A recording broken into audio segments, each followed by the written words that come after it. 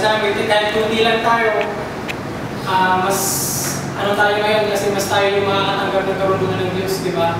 So, baka mamaya, mapuno na lang yung bigla, di ba? So, nothing is possible for God, di ba? So, kung tayong hindi porket kunti lang tayo, baka bumababa yung pag-is natin, bakit ganito lang. Mamaya, ako, expect ko yung 200 pesos na flyers darating mamaya yun. Hindi bumababa yung pag-isip ko na tayo yung nandito.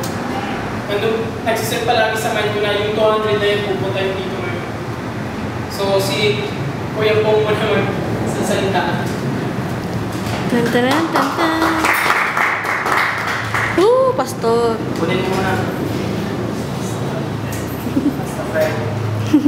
So, first, hello. Narinig ko ba? Okay, so, kaninang umaga, I woke up very early. Early na ba yung 5? Early na yan, di ba? Hindi na masyado. Basta early na yun para sa akin kasi kadalasan nagigising ako alas. Laging late. So, I woke up very early, then nag-devotional ako. And it was an amazing morning. Kasi binigyan ako ni Lord ng vision na maraming darating ngayon.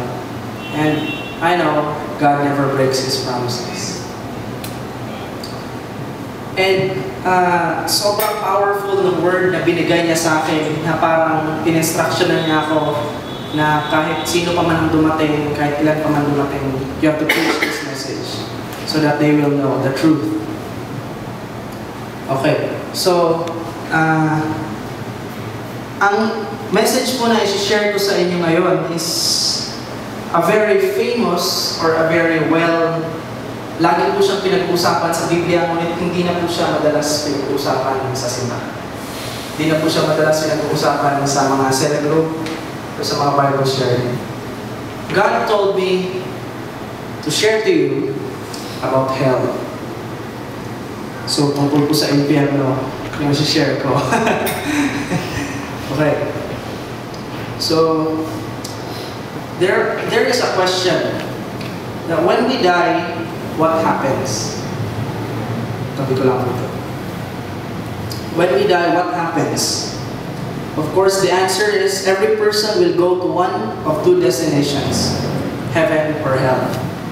Ngayon, bago po ako magsimula, I just would like to iikot ako saglit, tapos magtatanong ako. Okay? The question is, what do you think hell is like? Sa tingin mo, ano ang hell? Kuya Pong, lapit kang konti. Nakakatakot. Mainit. Okay, bro. Hell bro is like dun yung mga masamang tao. Para sa akin ang hell, lahat ng mga fear na sa atin, yung mga monster nandun na lahat, yung mga makita mo na. Yung Okay, so what is hell like? Sa hell, wala kang hope. At yun yung pinakamasaklap sa lahat, wala kang pag-asa sa mundo, di ba? Pastor, ano po ang hell? Ayun. Napalabas. Okay. So anyway, the next question, 2 questions lang po ito. The next question is, now we know that hell is with flames. Hell, andun daw yung mga monsters, andun yung masasamang tao. Ngayon, ang tanong ko ngayon is, I-post mo who goes to hell? Sino ang napupunta sa hell? Mamaya ka na. Ouch. All the people did not follow Jesus Christ. All the people who did not follow Jesus Christ. yung mga taong hindi na kilala yung pangalan ng Diyos.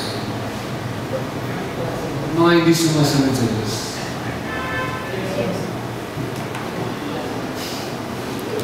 Yung mga taong kilala lang ng Diyos sa pangalan, tapos tinakwil pa siya. Yun yung masaklap. Okay, so we heard a lot of answers. And ang tamang sagot ko doon is, yung mga tao hindi kilala ang pangalan ng Diyos at yung kilala ang pangalan ng Diyos, ngunit hindi siya sa Diyos. Okay. So before I proceed, I'd like to pray. Let us put ourselves in the presence of the Lord. Lord, Father God, thank you so much for this opportunity, O God, that you have given us, O God. Alam ko po na hindi po masasayang yung shinare mo po sa akin kanina umaga. Lord, I truly cannot give it justice, O God, on how wonderful you have shared it to me, but use me mightily, O God, right now.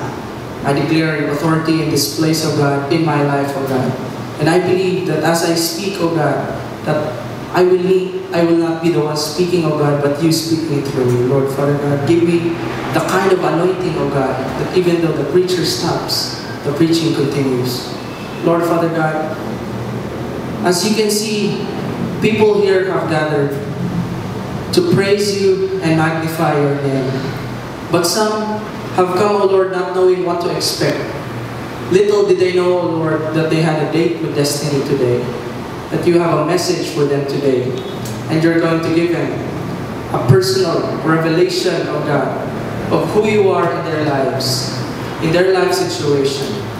And before this service is over, O God, bondages, curses, everything, circumstances, negative situations, O Lord, will be destroyed upon the anointing of the Holy Spirit. Lord, Father God, we declare your authority in the life of every son and every daughter in this place, O Lord.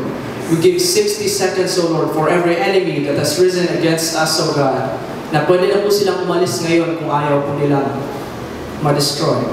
Lord, Father God, we declare your power in this place. Lord, Father God, for everybody that have received the invitations, that have heard that there is an event, Lord, Father God, touch their hearts and open their minds and bring them here so that they can hear this message.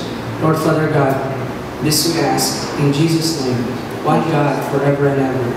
Amen. Kuya, bili ka ng tripod, nakakangalay. Pwede mo na i-off. 40 pa.